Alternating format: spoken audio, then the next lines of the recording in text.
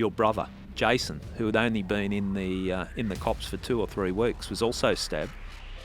When you're serving a brief on a bikie that you've put away for a long time in prison, and a brief of evidence, and he's pulled you aside basically and said, "Mate, you look shit." Like he was saying, "What price are you paying?" Basically. As you know, we had a huge drinking culture back then, and the life I was leading back in those days was going to head in one direction.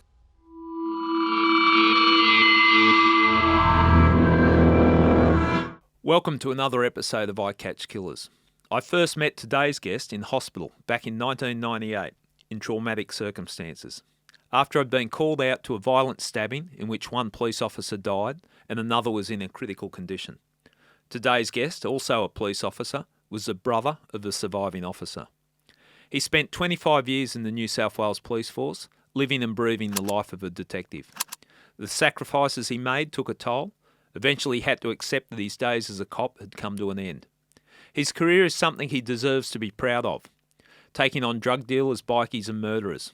If you want to get a deep understanding of what it's like to be a working detective, then you're in for a real treat today. Today's guest is retired Detective Sergeant Craig Semple. Craig Semple, welcome to I Catch Killers. Thanks, Gary.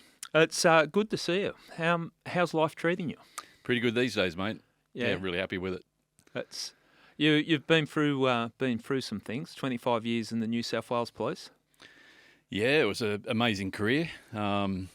Obviously didn't end the way I expected it, but as with you, life does go on after the police, mate, and you can still do pretty amazing things. I think when they should put that as a disclaimer, your career is probably not going to end the way that you think it is when you walk through the academy. Let's just wind it back when we first met. It was a traumatic situation. I think it was February 1998. I was at homicide. I got called out. The police officer, Peter Forsyth, had been murdered, had been stabbed in a trying to effect a drug arrest, and your brother, Jason, who had only been in the cops for 2 or 3 weeks, was also stabbed and was in a critical condition at I think it was Prince Alfred Hospital. I remember I went there to get a dying declaration from him because we weren't sure if he was going to pull through and find out what's happened, and that's when I first bumped into you, and you were standing there like the big brother should and protecting him and making sure whoever this prick is, as in me, you're not going to cause him any stress and all that. Talk us through that, because you'd been in the cops for, a couple of years at the time? 10 years, yeah. And you got a call, you were working down in the Riverina, you knock on the door or something. How did you become aware of Jason being stabbed? Well, I was actually working at Wagga back in those days, and but I had been working at Hay as a detective for a few years before then, and I was out there camping on the riverbank on the Murrumbidgee with my wife and very young son. He's only a baby.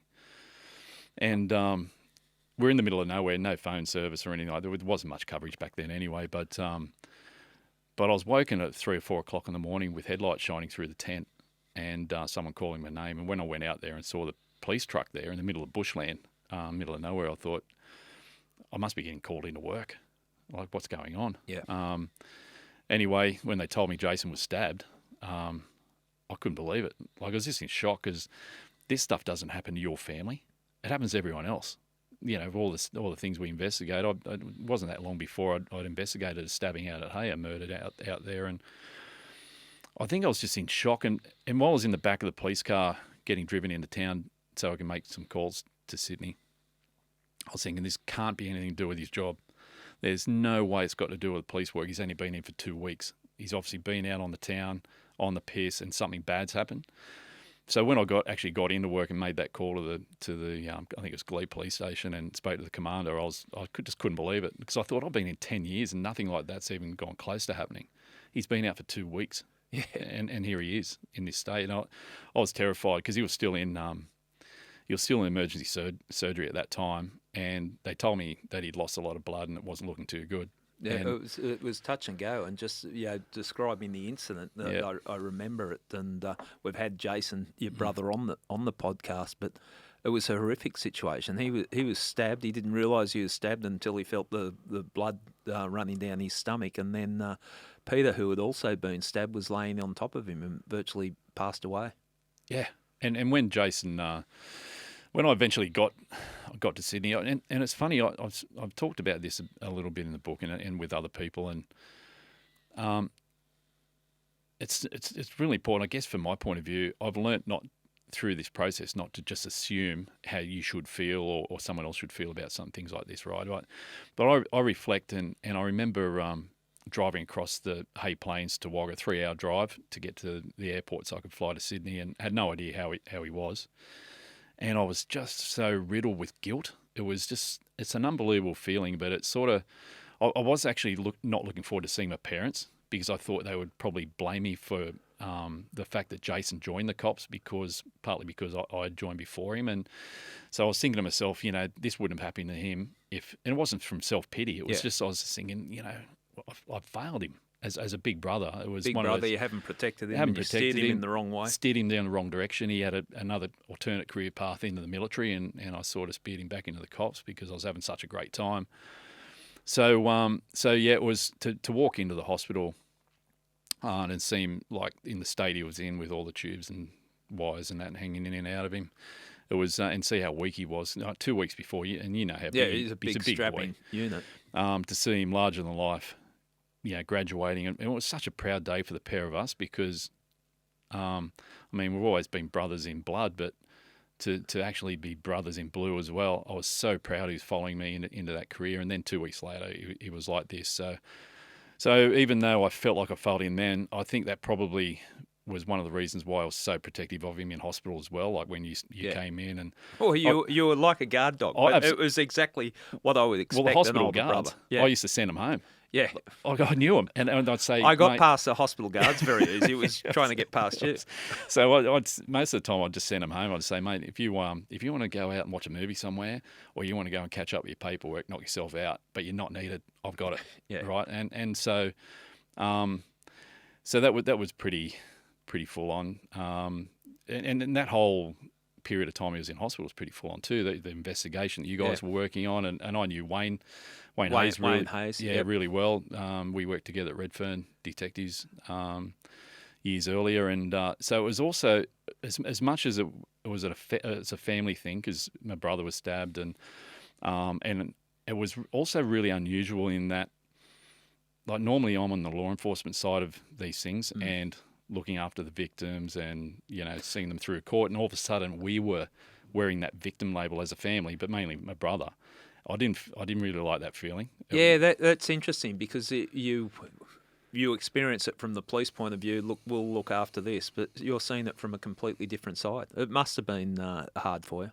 It was incredible. I remember probably one of the most pivotal moments for me personally, and let's not forget Jason was the one that was like most seriously injured in this. But for the peripheral stuff, that stabbing murder that I investigated in Hay, that was like the first one I ever took charge of. Was that pre or post Jason's? That was before. That was okay, 94. because I want to talk about that one. Yeah, that was 4 years earlier. Yeah. Well, as you know, you get to know victims' families really well. Yeah. And there's a special bond and a relationship with most of them at least. And the parents of that stabbing victim turned up at the hospital one day, and I get a phone call up in the ward and the nurses come and got me in. So I answered it, and it was Ron Lockhart, who was the father of young Andrew that got stabbed, and he said, "Mate, we're downstairs. You've looked after us all the way through all the judicial, everything for Andrew's stabbing. We're here to look after you." And it was a beautiful thing for him to do, but it also made me feel that little bit more uncomfortable with the fact that, once again, we were the victims and not in control of the whole circumstance. So I went out and saw them, and that's so nice of them. It was so incredibly beautiful, but it also it made me sort of realise how messed up the world can be as well, and how small it is. With that sort of that reconnection. But what a nice gesture and that must you must carry that with pride. Oh, absolutely. You can make a connection with the parents of a murdered. Yeah. Well, look, better than anybody when it comes to that sort of thing. But you have a special responsibility to the victims or the family. Yeah. And so for them to do that, and once again, we're going to get reconnected tomorrow. They're coming up for the book lunch we're having with family and friends. Doesn't that say something? Oh yeah. So after so many years, I mean, that's nearly 30 years ago now. Yeah. That happened. So it is pretty good. Okay, so with Jason's situation, just so people understand, he's now grown into the biggest, scariest human being you ever want to face. Man, mountain, super qualified in anything dangerous, basically. Yeah, he's not a bad family connection. Yeah, that's for sure. But I found it interesting with Jason because I was sort of after that sort of keeping tabs on his career, and he was just going from strength to strength. And I think part of it, he never wanted to be a victim again. Mate, just talk the words right out of my mouth. That's 100% it. Make yourself tougher, and always tougher again. And it's I think that was a big driving mechanism for him and where he went with his career. Yeah. I think it also, and I'm taking this from the book, I think it also had an impact on your career. It made you very focused and driven for catching drug dealers, gangsters. Made you, let's say, angry. Yeah, it was. Angry that stuff this, I'm going to do my job. And you seem to be driven throughout your whole career. Was that the catalyst for it? It was a catalyst. I sort of lost track of that initial motivation later on. But look, I always had a passion for drug work. And it was a little bit of it was the excitement that's often associated with it. As a young probationary constable, we used to get hooked into strike forces and go and do street level drug ops up in King's Cross and stuff, and I found that so much fun. So there was that, but there was also the more desperate, depressing side of it, where I don't know how many heroin overdose fatals I went to over a period of time, and I was just. It was around that time, wasn't it? You'd just be going the one after the other. It was unbelievable, seeing mate. people just dead in the with needles hanging out of their arms, and it was so I was driven a little bit by that as well, but then. After what happened with Jason was at that point was drug related. Someone tried to sell him some pills, which later turned out to be headache tablets. Later on, which is even more such a waste of life. When that came about, you just think how many lives have been impacted upon. Peter lost his life. He had a young family. Jason, the impact it had on them, had on your family. Just such a random act like that. It was just. Two worlds collided for a moment, and look what's happened. Everyone's lives jump tracks big time, and for me with the drug side of things, I had this, and this is the thing where I say to people, anything sort of happens in your life, it's sort of tips the apple cart up a little bit. Go and talk it through, because I never did, and I had a lot of unresolved anger and things, especially towards the bloke who did the stabbing. But he was in jail. You guys had already sorted him out. Yeah. So there's nothing I could do. And I still felt a little bit powerless to do much about that. But a mate of mine and we just kicked off a drug squad down at Wagga. And that was the point at the massive heroin rampage through the country in '98, through the early 2000s. And I thought to myself, well, I can't do anything about him, but I can get some. It's not about revenge. It was just like getting some satisfaction by going out and locking up as many drug dealers as I possibly can, and I can do something about that. It would have been their worst nightmare for a period of time. Yeah. Just before we get you down to that area, when you joined the police, you were, I think, when you graduated, you were the youngest cop in the New South Wales Police Force at the time. So. Yeah. Well, I'd only just I turned 19 a couple of days before graduation day, so it would have. If I wasn't the youngest, I would have been, one of the youngest, because there wasn't that many in the class. But so I was still just a kid. I still remember, like you probably did at your age, when you graduated. Like I just remember in my room putting my policeman's hat on with a checkered band for the first time and looking at myself in the mirror and just thinking, "Are you kidding? Is that really my face under there?" So I still had pimples and everything. It's so stupid, isn't it? You look back and they send you out on the street. You reminded me of the academy days, reading it, describing the rooms and all that, and just the dog box of a room. But that was your home. You got stationed to Redfern. And people that had listened to the podcast before would understand in the police, when you first attend the station, you usually get allocated a buddy to look after you for a couple of months, point you in the right direction. a name that came up, Matt O'Neill. I actually went through the academy with him, and I remember him well from the academy days. He was a quiet bloke, but a really nice bloke, and I think he would have been a perfect buddy to have when you came into a place like Redfern. Yeah, well, look, as you would remember back then, there was a lot of loose characters in the Exactly. Cops You could get it. That's why I'm thinking being assigned to Matt would have been a blessing in disguise. Oh, well, in hindsight, it was. Yeah. Because, Matt taught me the right way to do things from the start. Where I went from there, that was going to be up to me. But at least I knew the right way to do it from the start. And he was so methodical. He took so much pride in sharing his knowledge and experience with young cops like myself and a couple of others that were mates of mine. And so I was really blessed. I've tried so hard to find him, actually. So if he's listening, reach out. Yeah, say well, g'day, hopefully he is. We've had a couple of reunions from that class, and I don't recall seeing him, but I still remember him very well from the academy. And when I saw that as your buddy, that points you in the right direction. Yeah, he was just he was unreal for those 3 months that we worked together. Yeah, I just loved going to work every day with him. Okay. Now, what made you decide to go to the country? Because you grew up in Newcastle, the Newcastle area. Yep.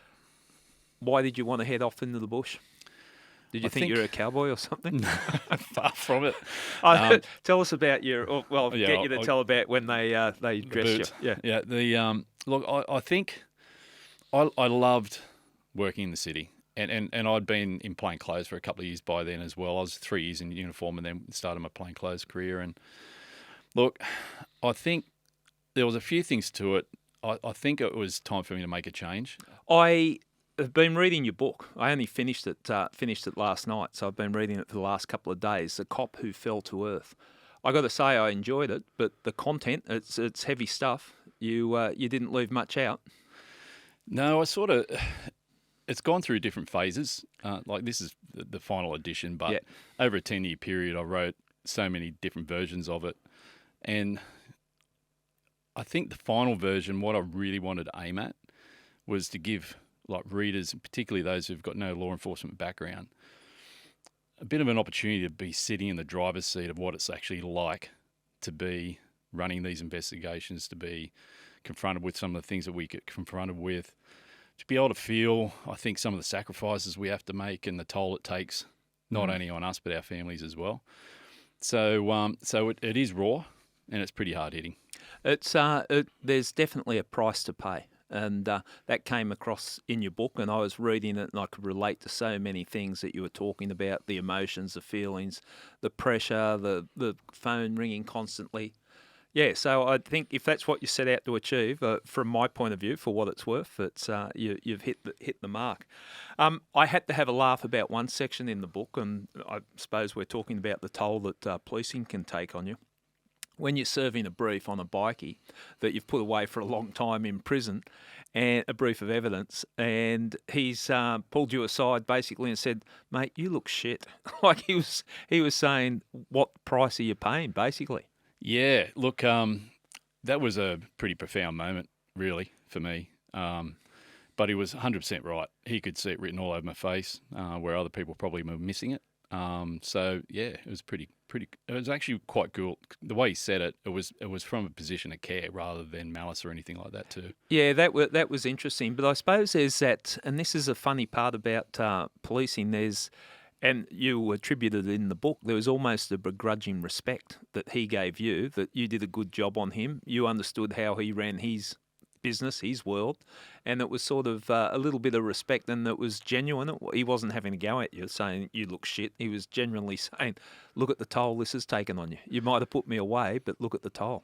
It sort of relates to some of the interviews you've already done on your podcast, Gary. It's like, to me, there was some situations with people I investigated where you could easily get dragged in and make it personal, but for those who were engaged in some of the offences, there's some people who commit some offences, particularly those against children, and others where I've just got no time for them whatsoever. But for others, some of the gangster types, as long as they came at me with some element of respect, didn't cross the line as far as taking things outside of the workplace, into our private lives and things like that, in some ways, like I learnt to respect the fact that we're all different.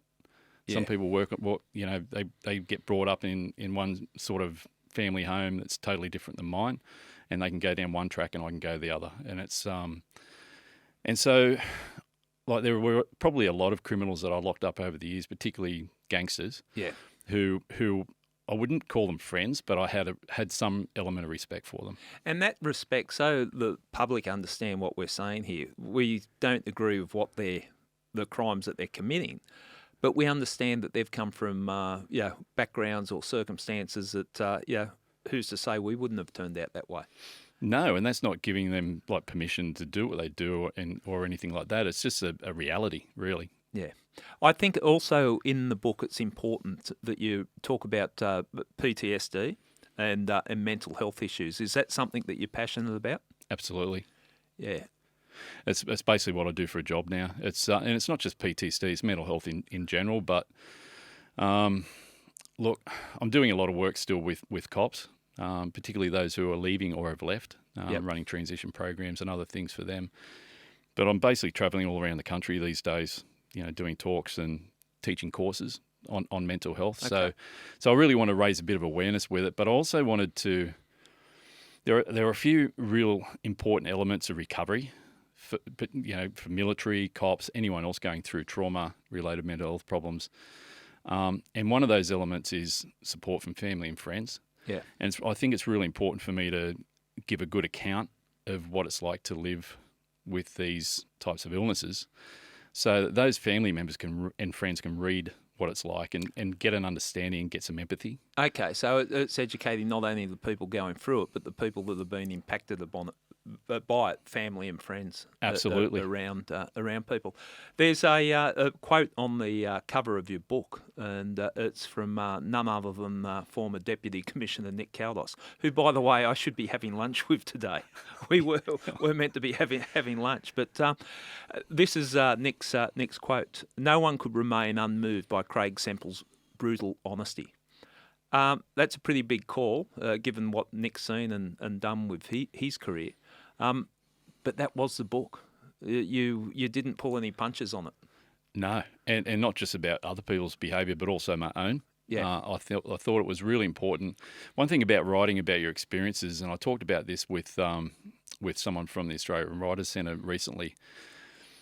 Writing about your experiences can be really cathartic, and it can be a really good way to process things.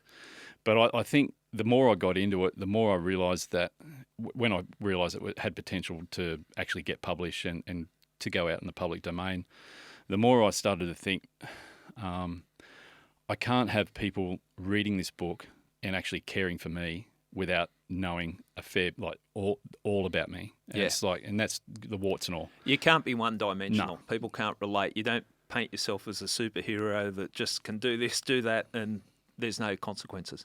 No, and it's one of those things where, I've talked about the bad behaviour of other people in the book, and I've been no angel, and I don't want to. Not for 1 second did I want to come across as like I'm painting myself out to be a saint. Yes, because I haven't been, particularly in my personal life, and so I guess writing about it and then reflecting about how it's going to be perceived and how, what my mission is with it. It got me to really start thinking and confronting some of those things in my past as well and processing them and just being upfront with them. Okay. And I think the honesty that comes across in the book, it also helps people because, you are a working detective. You are. I know the type of detective you are. You're a hunter, and you've referred to it in the book. People often ask me, what was it like? And you felt like you're on the hunt. I would term you as a hunter-type detective. What would you say to that? Yeah, well, it's sort of it's pretty hard. It's pretty hard to be like the model man, I guess, especially when it comes to running families and trying to do the right thing by everybody. When you sort of, I was hunting and I was plugged into the adrenaline socket of police work all the time in hunting down bad people, and I think that's the thrill of it. It's almost like a dopamine hit you get when you spend all that time methodically working through a job, and then you get your crook, and it's just like that thrill of the reward. But I guess for me, and for a lot of cops, and that's what I sort of hope this helps, it's just that transition backwards and forwards from that adrenaline socket of all the high intense work we do, and then trying to go back to a normal, quiet domestic life, and then go back to the adrenaline socket again and back again. So it's really difficult to manage that. Well, how you put it then is something that really resonated with me when I was reading the book. That how do you explain that you're operating in this high intensity, making decisions on the fly, life-threatening decisions quite often, and then you go back to normality. And I'm not being critical of normality, but just the average life. It's hard to fit back in, isn't it?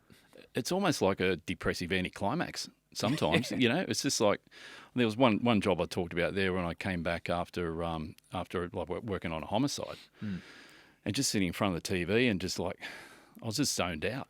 It was no connection at home. And there was other times where I came home from work after doing some violent interactions with gangsters or whatever it might have been, and I'd still be pretty high wired, and then I'd sort of have to tell my kids just back off. They'd be excited to see me, want to jump on me in the pool and things like that, but I'd just be saying, boys, just give me some space because I needed to decompress, and it's hard for them to understand that. Yeah, that hypersensitive to things. You react, and I use this as an example. When I come home, when I was operating as a police operator, busy times, it might be something. Do you want to do something today? And I can make a decision on the spot. Yes, no.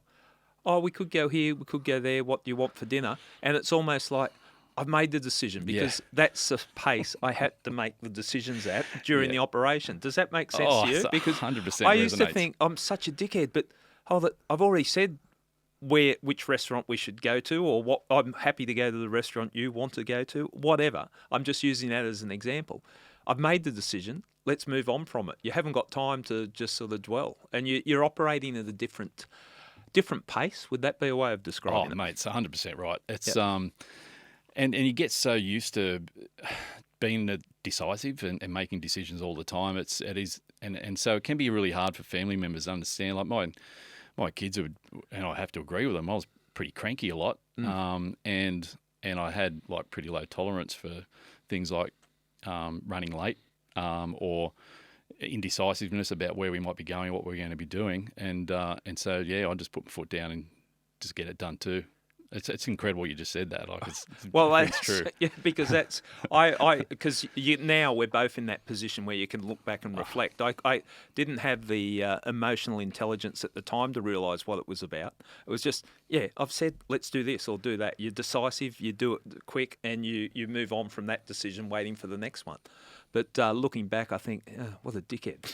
Well, yeah, but it's sort of like I spent a lot of time, and I've reflected on this in the book too. I spent a lot of time beating myself up and feeling pretty guilty about some of my behaviours when I got out of the police. But you sort of got to be kind to yourself as well, and just think back and like where we were and what we were doing. It's totally natural for us to experience that, and I guess I think where the family stuff comes in, I think that's where, if families just had a little understanding of what we're actually doing and how it affects us, that would make a huge difference.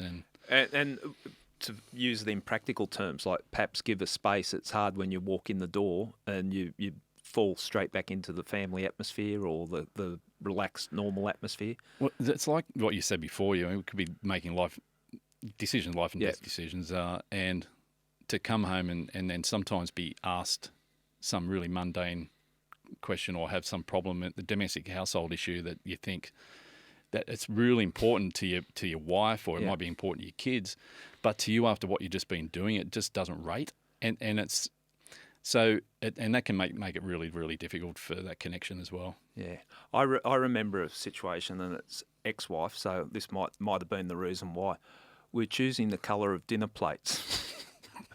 Do we want the brown ones or the green ones in a shopping centre? And there was an abduction and a ransom demand, and the deadline for the ransom demand was about to pass in 10 minutes or so. I've made the decision that no, there's not going to be any harm come to this child, and let's let it run. and I'm standing there in the shopping centre and we're looking at the plates, and my wife at the time was astute enough to go, "You're not really focused on this, are you?" I said, "No fucking way, let me out of here." But they're the type of situations you find yourself in.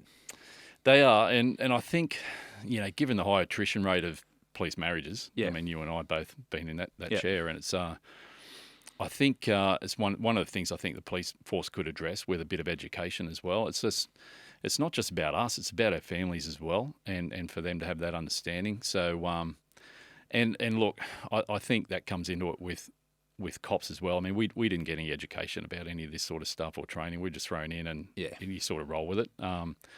So I think it's an important message for young cops coming through now as well, is just to stop every now and then, take a deep breath, have a think about like what you're bringing home and how you're bringing it home. And from time to time, go and see someone and actually like talk through it. Yeah, and cops being cops, you'd be involved in a shooting incident or some traumatic incident, and it would be a tick and flick. Yeah, you go see the police psych, and you don't really buy into it. But that was the culture, wasn't it? I think it has changed. I think it is changing. I think it's changing, Yeah. but it's sort of, I don't know. I think the pervading residual culture in the cops is that you've got to be tough enough to take everything, and to indicate you're struggling is a failure in that. So, and that's not for everybody. I mean, I'm just talking generalisation there, but we can. I think we can do more in breaking down that culture and increasing that early help seeking. And it's got to be meaningful, like what you're talking about before. Just tick a box, throw the psych in after a critical incident, or doing the well checks that they do once every blue moon for forensics and highway patrol and the child abuse squad. But it's got to feel meaningful, and there's got to be some really meaningful avenues for people to go and seek that help as well. And it's not just through your employee assistance program, because that might not be a good fit for one person. It might be good for someone else, but it's about having different options, I think, out there as well. And police, by the nature of our work, we can tell if it's just a ass covering exercise. And a couple of times, I remember I'd been involved in a couple of shooting incidents, one after the other, and the second one was fairly traumatic for me.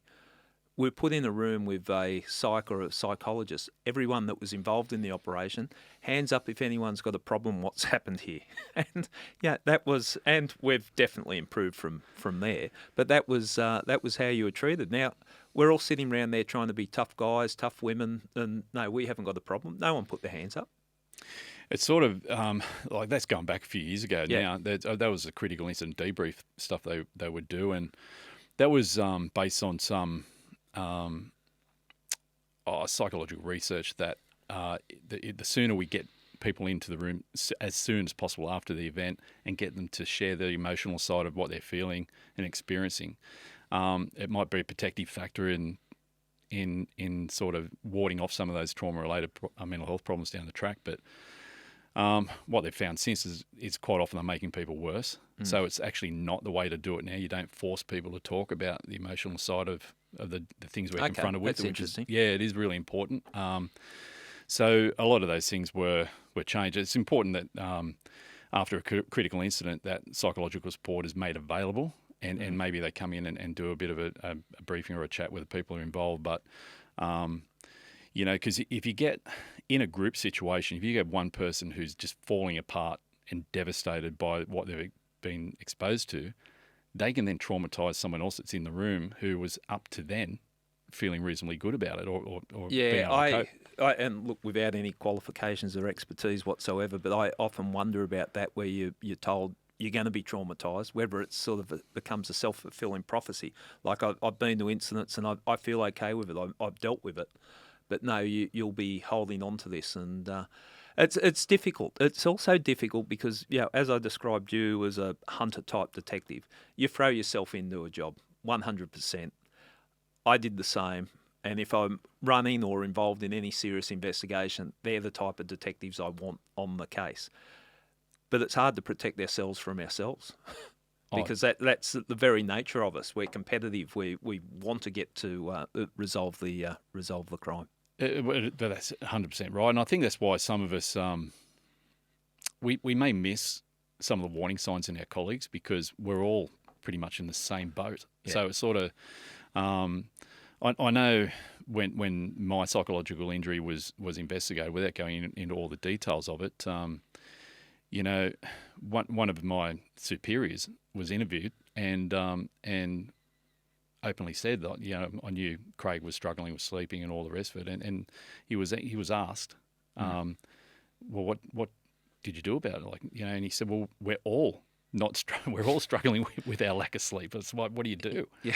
It's sort of it's really, really difficult. Everyone's in there at the pointy end and going hard, and I guess we sort of, it's after a while it normalizes everything we're experiencing. Everyone else is experiencing it as well, and it's sort of because we're all surrounded by each other and everyone's got shared experiences, we're not looking at it like that is not normal behaviour. Yeah. That is not good. That is a warning sign that you're actually struggling. And We, so then we we've can just got to dismiss it. we got to see them earlier. And Yeah. from a managerial point of view, it's hard because if I say, okay, Craig, you take time off, but then Peter's going to be picking up all the slack from you taking time off. And you felt that in the cops, that if I walked away from this, I'm going to leave it with my colleagues. It's one of those things.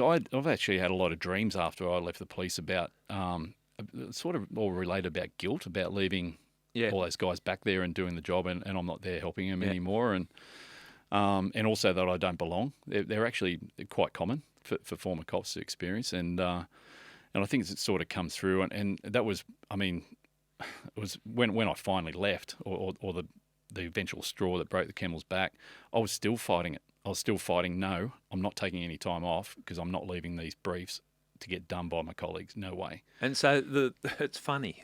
The thing that makes you a good detective and makes you a good person to have on the team is your weakness as well. Yeah. That's the thing that'll break you. One thing with me in my career, I've never stayed in the one seat for more than 5 or 6 years. I've always liked to move on to somewhere else. It keeps you just feeling like fresh, yeah.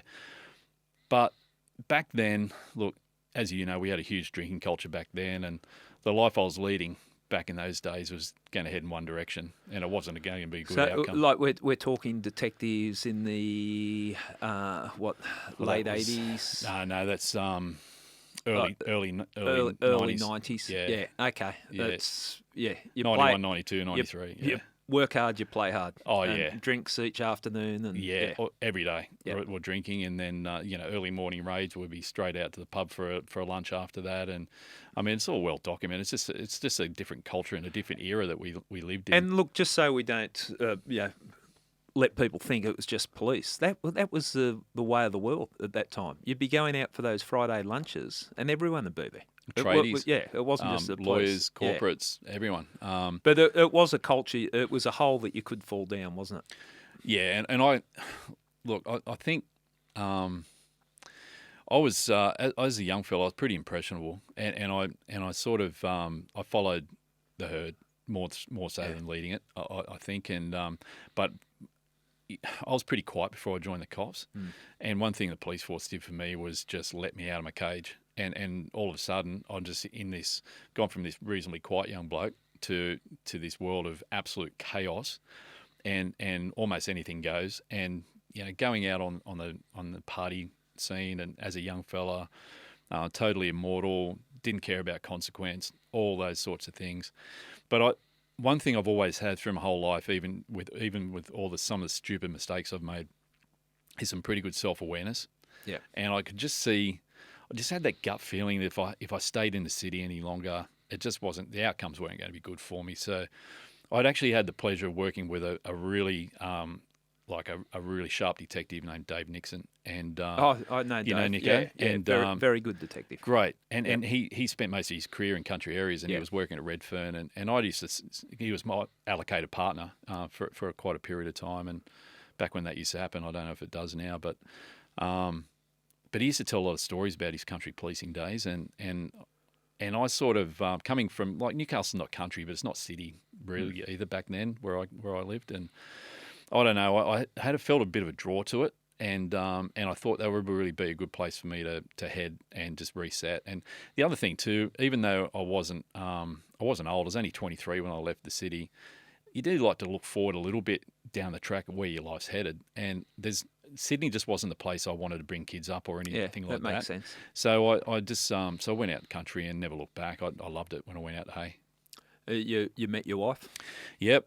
So it was a small town of only 3,000 people, and I was a sole detective there. And I think I just started my detectives course. So Sorry, I'm just laughing because I'm thinking.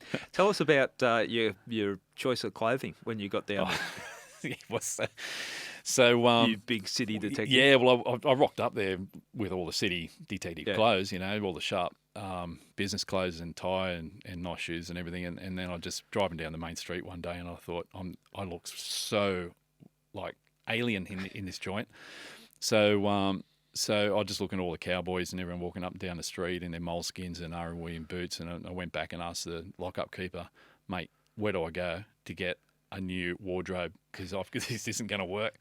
So he sent me up to one of the place that they were a real estate agent, they were a clothing store, they had some other. So this is country towns. Anyway, they saw me coming as soon as I walked in the door, and they just loaded me up with all this shit, mate. It was like Cuban-heeled R.M. Williams riding boots that only stockmen and rodeo riders wear. But here I was walking out with a pair and a Cobra hat and everything. When I went back to the cop shop and unloaded it all, the boys, well, they unloaded on me. They weren't kind. Oh, they just had the biggest laugh. But you know what? I thought, well, I bought them and I'm wearing them. So I did. So you are stubborn, aren't you? I wore my Cuban heel boots until they wore out, and they gave me a couple of inches in height too. Would not necessarily need it, but that was good. But I still remember when I had that Hay murder. There was a picture taken at the crime scene by the local newspaper and ended up in the Sunday Telegraph. And it was me at the crime scene and wearing my Cuban heel boots and a mate of mine, Josh, who I work with at Redfern, you know what I'm talking about. He sends me a fax down to Hay with this picture of me in my Cuban heels with a circle around the heels and saying, "Mate, where's your horse?" It was like, so it was. But I love those boots. But it was yeah.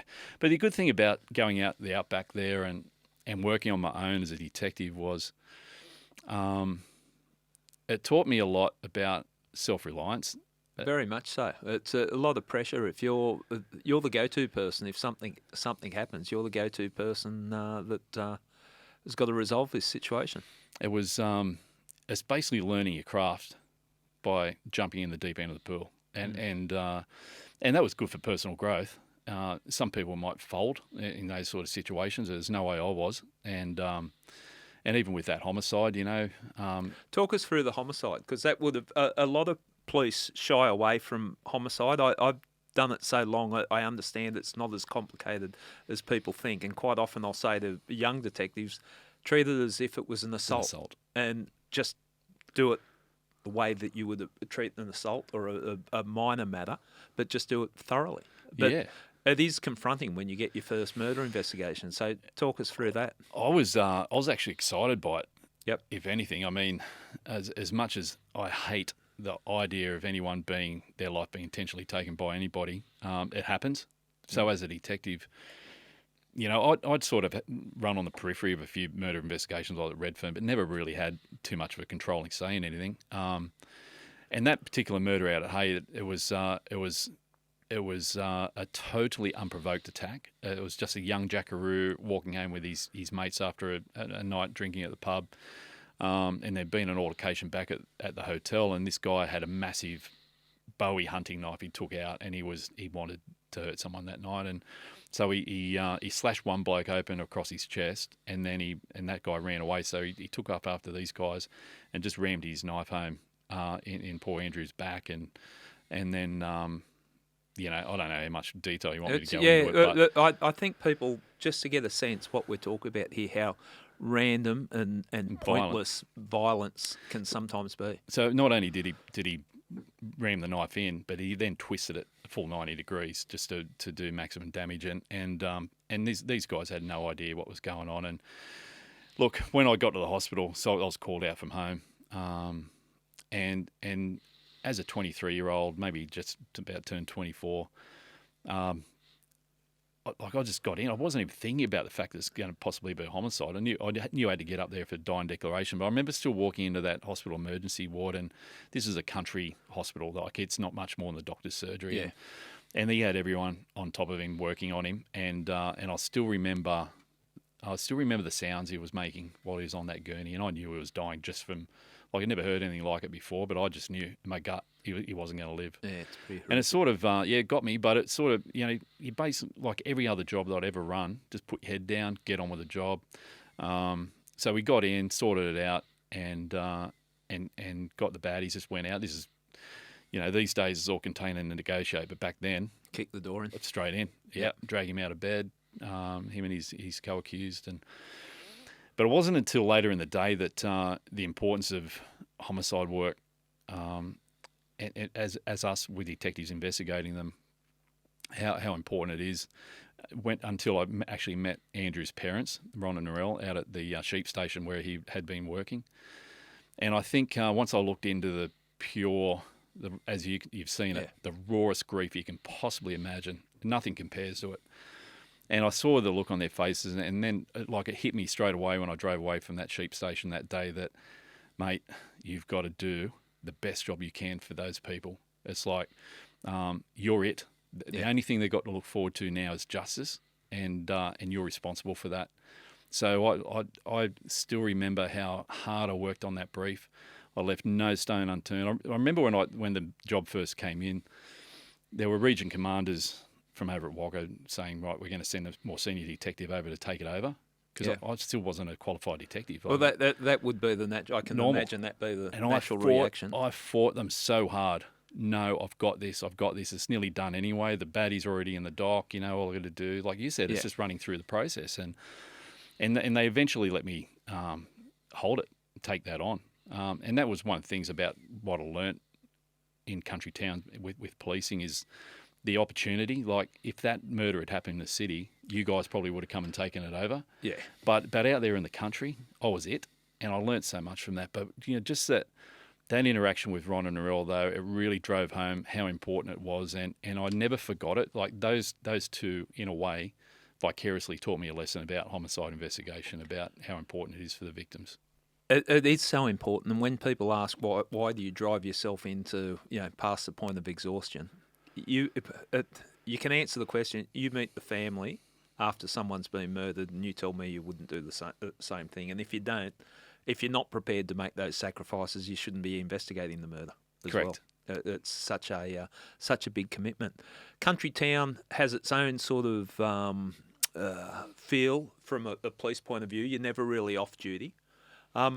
There's a section in your book you talk about a Christmas Day, and again, reading that, it just reminded me so much of Christmases that you had planned or things that you had planned that were wrecked by a phone call. You got called out on Christmas morning. You weren't on call. Tell us about that situation. Yeah, that was 1999 over at Wagga. We had it was an unbelievable period.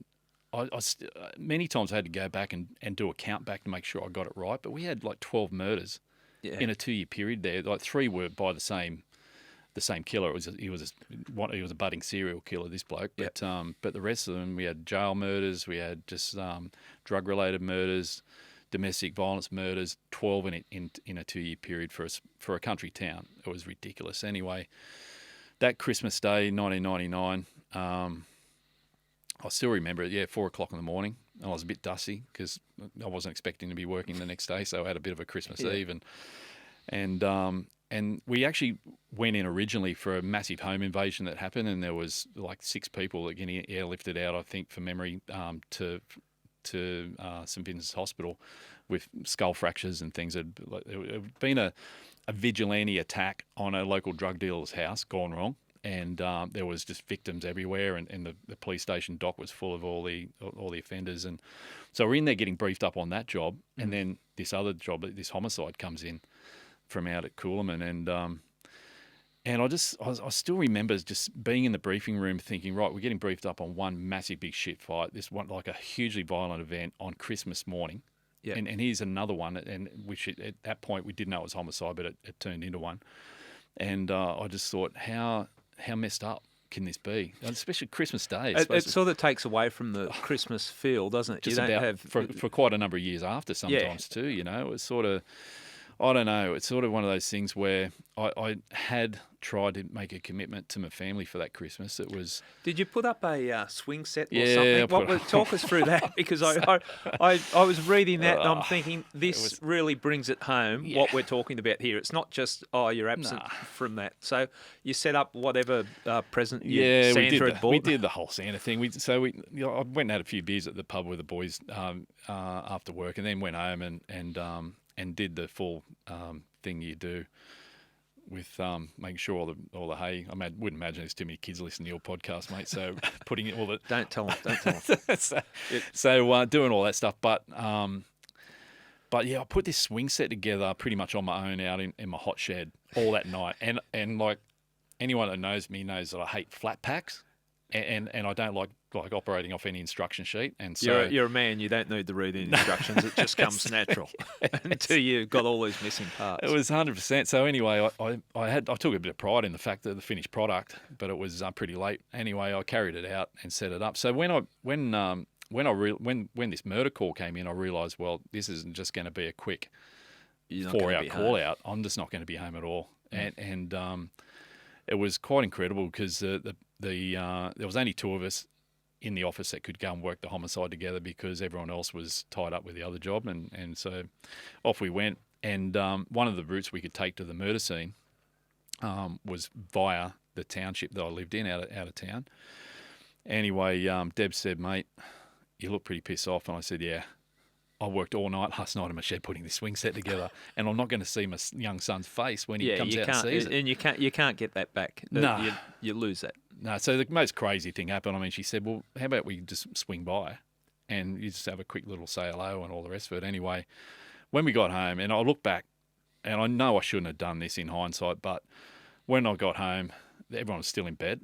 Anyway, so I said to the wife, get him up, because the youngest son, Owen, at that time, he was only a baby still, but get Huey up. I want him to get through his presents quickly, and I rushed them all through it, just because I didn't want to miss it. So you before en route to the murder. Yeah. And so we've got the blue flashing light on the roof and all that sort of thing outside the house, and the poor little fellow was wiping sleep out of his eyes, and he's been rushed through this. I took him out to the swing set, said gave the wife a kiss goodbye, and then jumped back in the car and screamed away with the sirens on out to the murder scene. And I mean, that's just bizarre. It's so like, for most people listening to this, be thinking that is so abnormal, but there's nothing normal about what we do and the way we react to it all either. That's the thing, isn't it? Like, it's such a contrast. You're there trying to enjoy Christmas with your kids on the Santa's bought the swing set and watching that, and then you go to a murder scene. And it's you look back, and it was through reading the book and talking to you and sort of making me reflect on it, you realise how weird the whole situation is. But at the time, you don't see it as weird. No, you're basically just surviving. Really, at the end of the day, I think it's just you just run with the flow, and it's I don't know. It's one of those things now where I like to have a little bit of peace and keep the pace of my life a little bit slower. But back then, no way. It was just full ball, and really thoughts like that would just pop in your head, and you just act on it. Yeah, sure, I'll go out there and wake them up and get. Without even thinking it through. It's sort of, and it's, I was massive pumped on adrenaline too at that time, because we're doing high speed run out to another country town, and we're on a possible homicide job. It's like gets you fired up. You can be exhausted, but the adrenaline kicks in. That's why you can go for 30, 40 hours straight and without sleep, and keep going until you hit the wall. There's a quote from your book that I think is relevant in what we're talking about now. I just want to read that quote out and then discuss it. I was now driven by an addiction to the thrill of the hunt, the adrenaline rush of setting my sights on a target and methodically hunting them down, the challenge and the emotional reward for winning. Going to the pub after a successful job was an extension of that reward and kept the buzz going longer. But I was neglecting my wife, kids, and health because I had become completely consumed by my job. That's very insightful now, but at the time you probably didn't realise it. No way. Yeah. No way. It's one of those things where, even like I had to get hit over the head with a sledgehammer for me to start waking up to the way I've been living my life, and that was when I finally had my breakdown, and when I left the cops.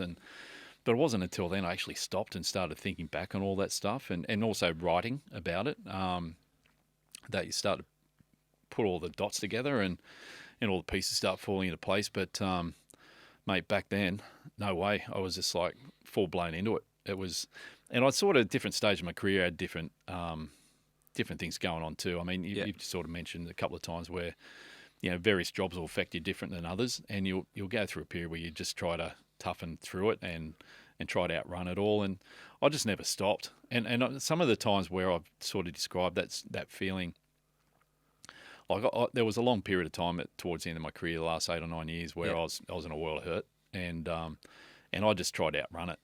Yeah. And I sort of, the other part about going out and drinking with your workmates as well, for me, and this is not everyone, not every detective does this, or every cop, but I don't know, I just felt like that the only place where people truly understood who I was and connected with me were my workmates, and being at work and then going to the pub afterwards. I just didn't feel like I was understood at home.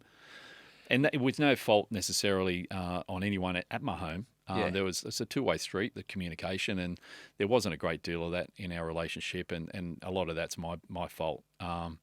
But it's one of those things where I just felt more at home with my workmates over a period of time. I do understand that they get what you're doing. They understand why you're making the sacrifices.